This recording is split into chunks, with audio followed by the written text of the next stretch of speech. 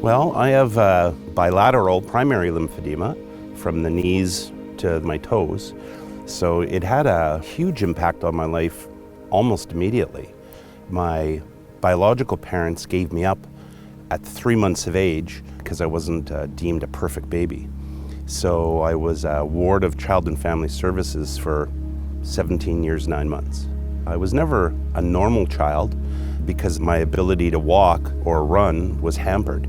My foster parents had troubles buying shoes that fit, or if the shoes fit somewhat, they'd have to take them and have inserts put in them to get the shoe bigger.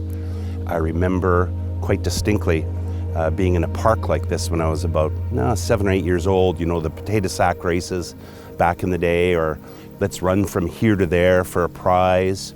And I was even too ashamed to take my shoes off to show my feet to try to compete.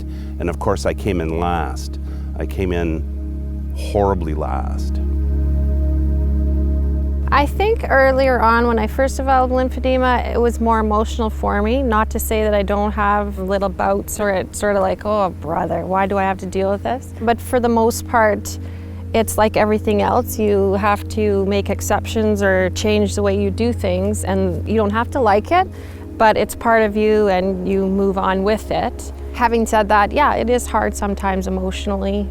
I refer to it as cancer as a gift that keeps giving, just from the side effects and things that you get out of it. You know, that yes, hey, I'm alive, which is wonderful, not complaining, but there's just different things that you have to continually deal with, and lymphedema is a daily thing that you have to do that with.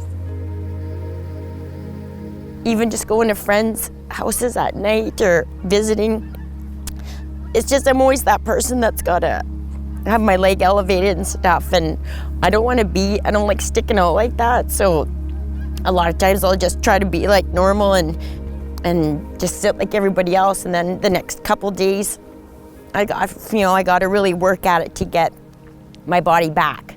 That's how it affects me. So sometimes I go out and have fun and do whatever, and your diet gets messed up because you're eating salty foods or things that will affect lymphedema and all these little things, right?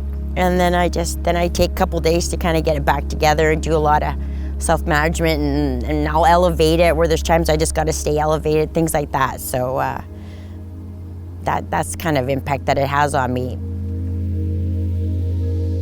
If I didn't have it, it would probably be easier for me to do stuff, like play sports that involves contact, so that I don't have to worry about getting hurt.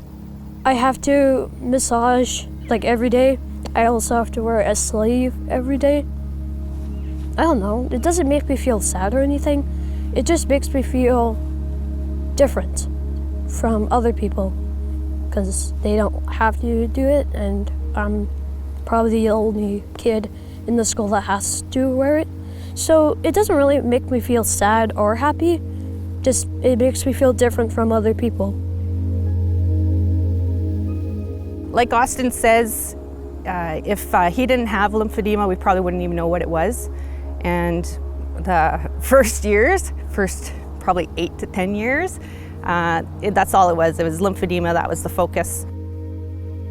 I hope that through the association, people are finding help, realizing that they're not alone. That was the big thing, because you really do feel alone.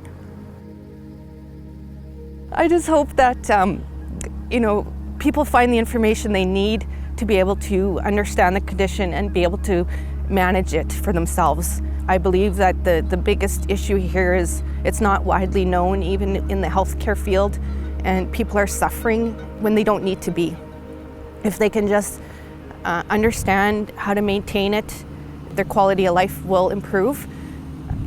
I think that's the biggest thing once they learn how to manage it.